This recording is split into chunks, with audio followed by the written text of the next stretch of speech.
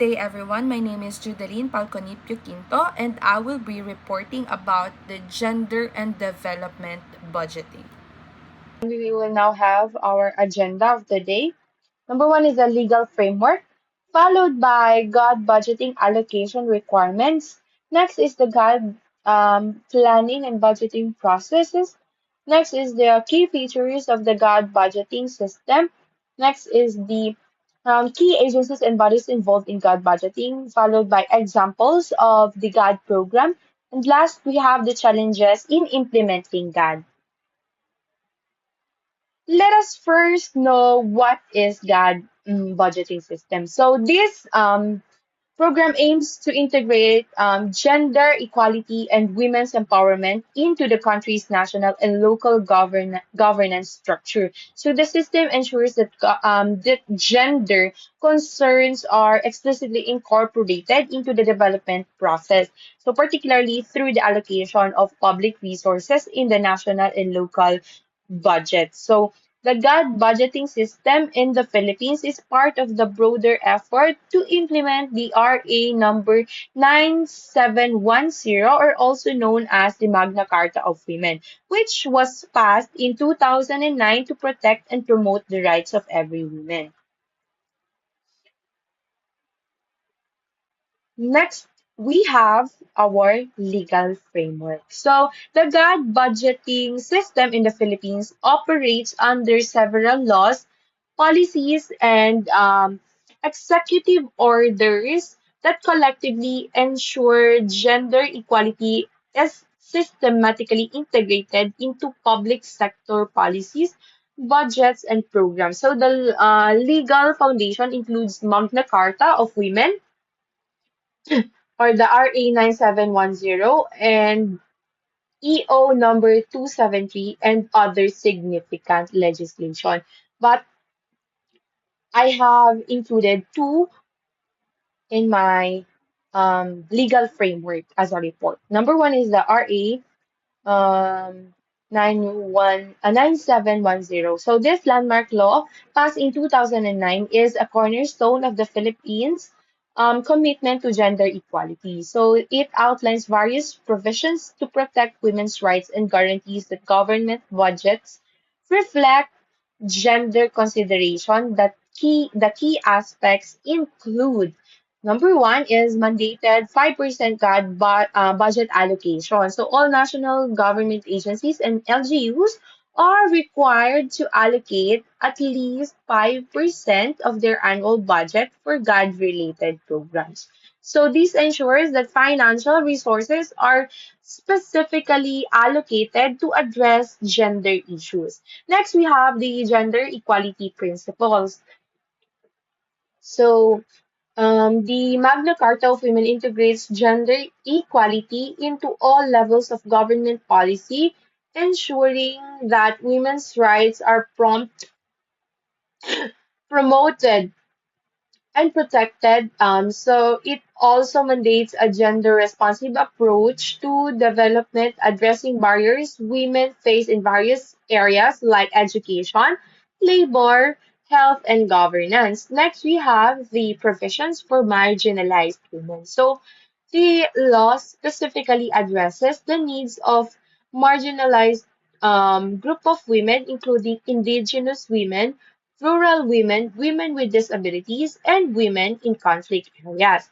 Next, we have the EO number 273. This EO, signed in 2004, mandates the integration of gender perspective into national and local government planning program and budgeting. So the EO requires government agencies to, number one, establish gender and development focal points, or the GAD FBS. So this serves as the body responsible for implementing GAD programs within government agencies and LGUs. So it also engage in gender mainstreaming. So the EO requires that gender be considered in all aspects of public administration and agencies' budget for gender responsive programs. So together, These frameworks create a structured system that mandates and institutionalizes gender responsive budgeting at all levels of government. Next, we have GAD budget allocation requirements. So, the core of the GAD budgeting system is the requirement for the 5% allocation for gender responsive programs, ensuring financial resources are dedicated to addressing gender inequalities and promoting women's empowerment. Number one, who must allocate 5% for GAD?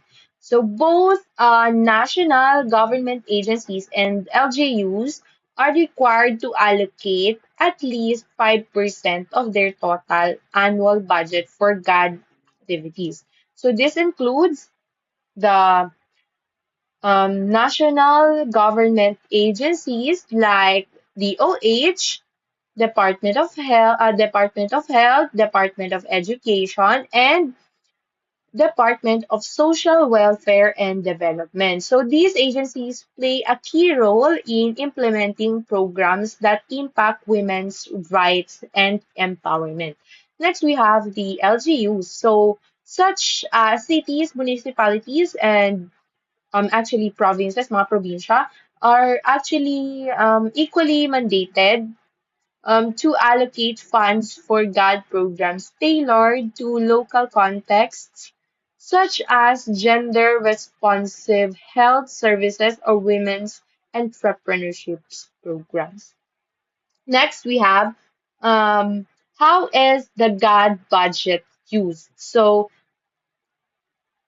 the 5% allocation must be specifically directed to gender responsive programs, projects, and activities. So these can cover a wide range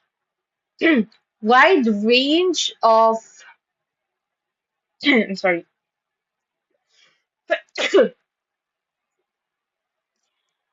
This can cover a wide range of initiatives aimed at reducing gender inequalities, addressing women's needs, and empowering them across sectors such as number one is the healthcare, so programs for maternal and reproductive health, mental health support for women, and services for survivors of gender-based violence. Number two is the education, scholarships for girls, non-formal education programs, and initiatives for or to close the gender gap in STEM, science, technology, engineering, and mathematics education. So next we have the economic empowerment. So programs to support women in business, access to credit and finance, and economic skills trainings to women in marginalized communities. Next, we have the violence against women, funding for shelters, legal services, psychological support, and the implementation of anti-violence programs. Last, we have the women in governance, training and capacity building programs to encourage women's political participation and leadership. Last, we have the program selection. So, to ensure that the funds address relevant gender issues, gender analysis is conducted on programs before they are included in the GAD plan and budget. So, this analysis help identify which program will have the most significant impact on gender equality in each sector. So, if we were listening to the previous reporters about the um, national budget system and the local government budget system. In here in GAD, we are also selective of the plan and the budget which will be included for the next fiscal year. And next, we have the GAD planning and budgeting process. So, as I have said, kung ang national and local government may budget system, this gender and development also have its planning and budgeting process to ensure that all the events and programs that will be held for the next fiscal year will be of useful, ganun. Useful yung mga gagawing mga programs for the next fiscal year. So number one, number three, we have the GAD planning and budgeting processes.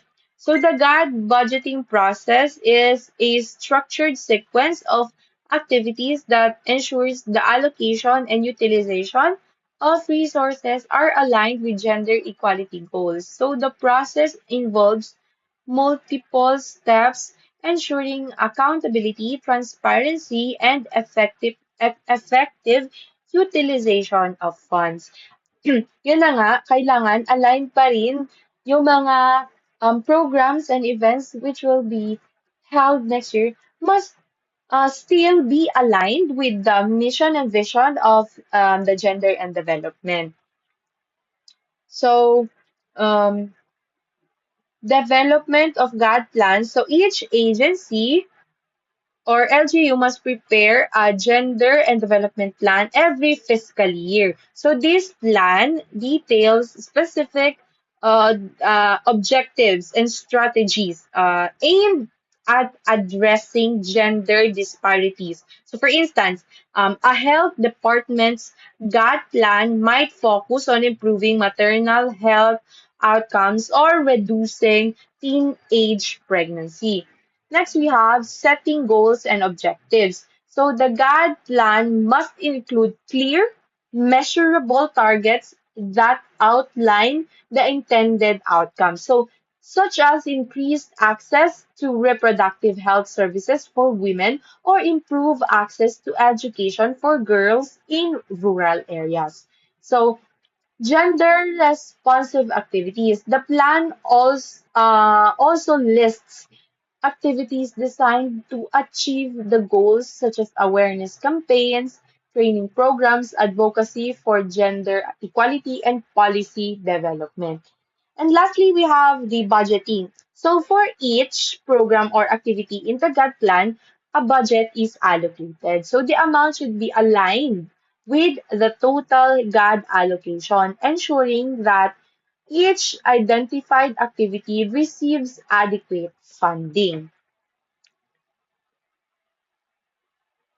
We have regard budget submission. So after preparing the GAD plan, so the proposed budget is submitted to the DBM or what we know as the Department of Budget and Management, which reviews the submissions to ensure that they meet the legal requirements. So the DBM evaluates whether the 5% allocation is met and whether the proposed programs align with the agency's goal and the country's gender equality objectives.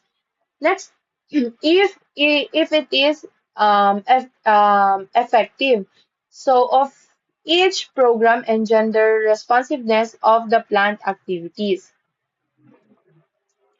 Next, we have the monitoring and evaluation. So, monitoring throughout the year, agencies and LGUs are responsible for monitoring the progress of their GAD activities. So, this involves tracking whether the program are implemented on time and whether the funds are being used as planned.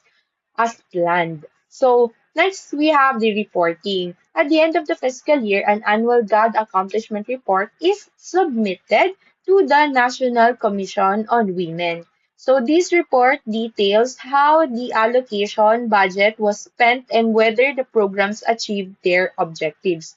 So the report also provides evidence of how gender gaps have been addressed and what impacts the program have had on gender equality.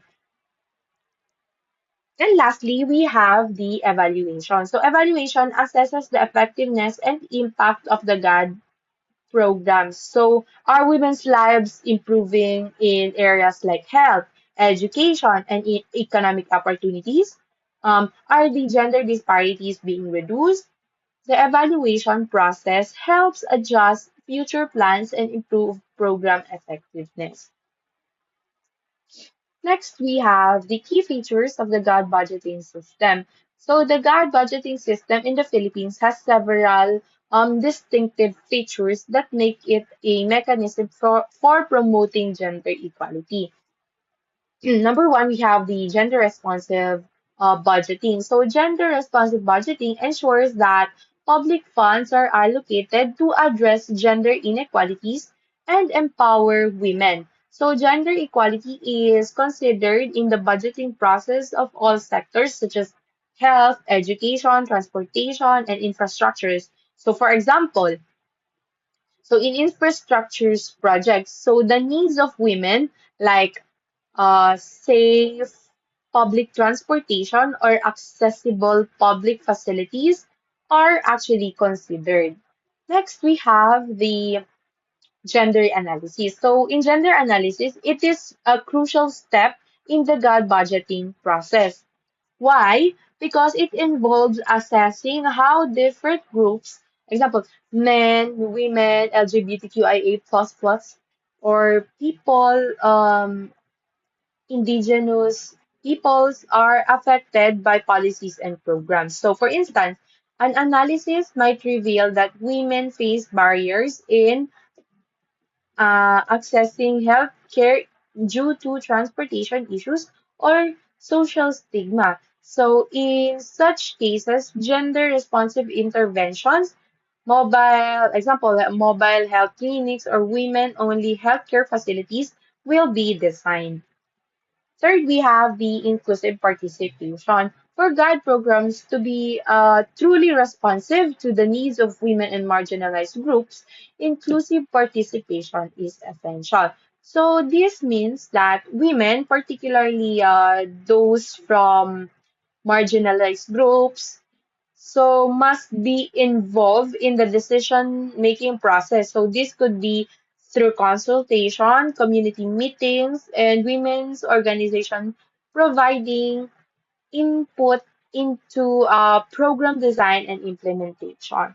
Last, we have the gender mainstreaming. So, in gender mainstreaming, it ensures that gender considerations are integrated into all aspects of public policy and governance, not just in isolated gender specific programs. For instance, a national policy on climate change adaptation should include gender sensitive measures, ensuring that women who are often more vulnerable to climate disasters are involved in decision making process and benefit equally from adaptive strategies.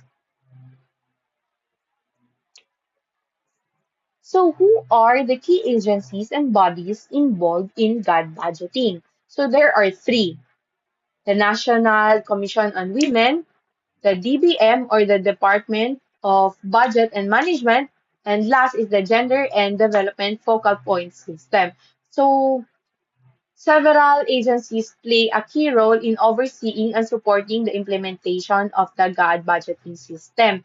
So number one is the NCW is the government agency tasked with promoting women's rights and ensuring gender equality. So it provides guidance on GAD planning, monitoring, and reporting. And it ensures that government agencies comply with gender responsive budgeting requirements. So the NCW also conducts capacity building programs to strengthen the GAD focal point system within the agency. The second, we have the DBM.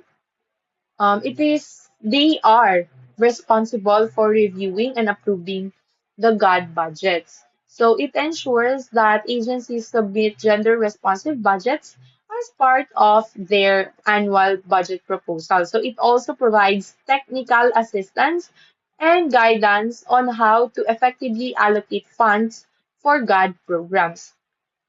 And last, we have the Gender and Development Focal Point System or the GAD FPS. So they are the mechanism within each government agencies or LGUs responsible for implementing the GAD plan. So ensuring that God principles are integrated into every aspect of governance and administration. So the God FPS coordinates the preparation of the God plan, monitor the implementation of God activities, and reports on progress and results.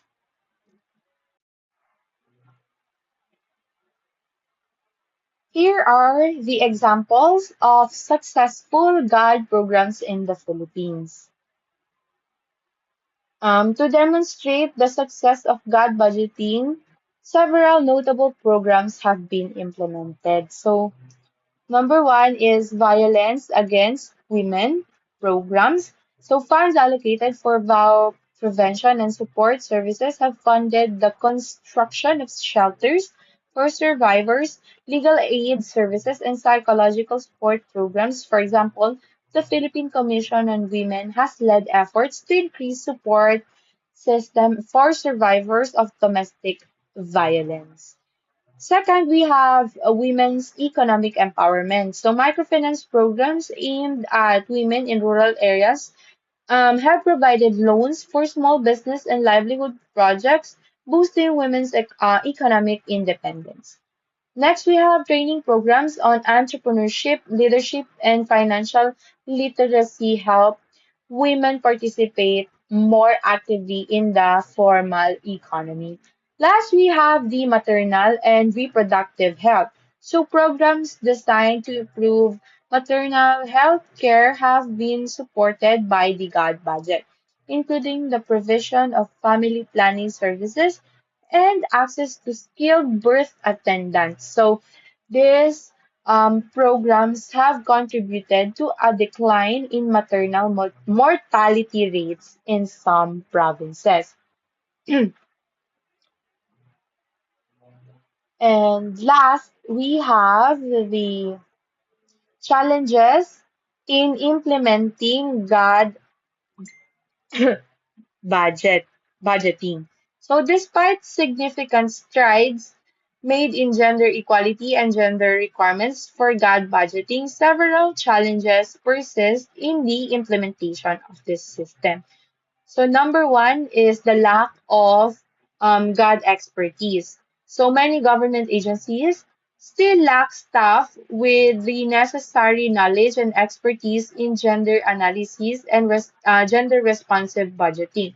So this can lead to poorly designed programs or misallocation um, of the resources. So we all know that there are booths or may mga mesa sa mga barangay halls for VAUSI.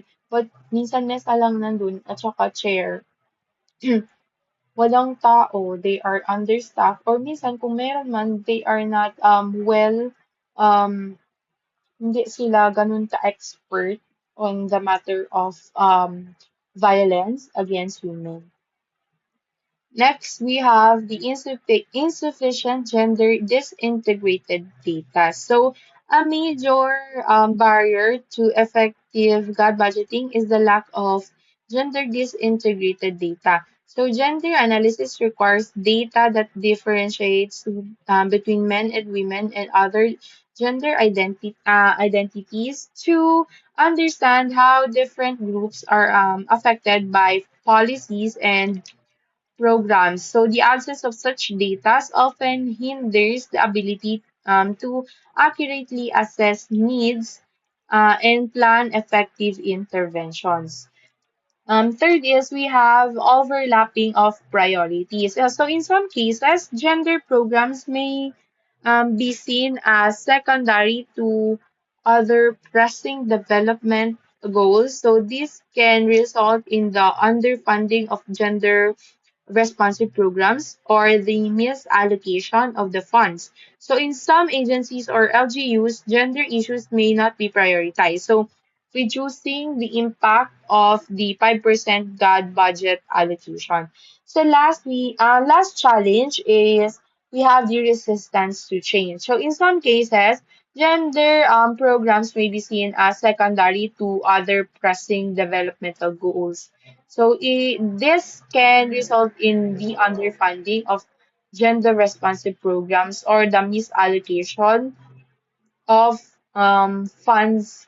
So, in some agencies or LGUs, gender issues may not be prioritized, reducing the impact of the 5% GAD budget allocation.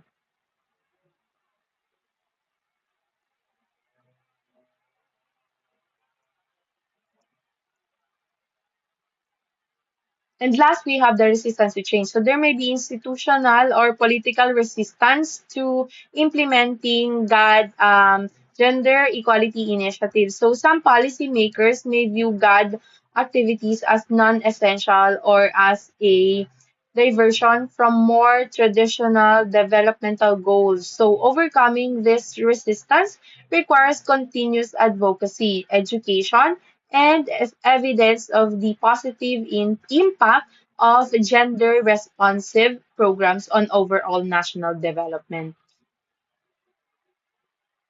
So, in conclusion, GAD budgeting is a vital tool for promoting gender equality and ensuring that public resources are allocated in a way that addresses the distinct needs of different genders. So, by integrating gender perspectives into budgeting processes, governments can create more inclusive policies, enhance service delivery, and foster sustainable development. So, the commitment to guide budgeting is not only a matter of fairness, but also a strategic approach to improve overall societal well being. So, there is no limit to what we as a women can accomplish. That is all for today. Thank you for listening.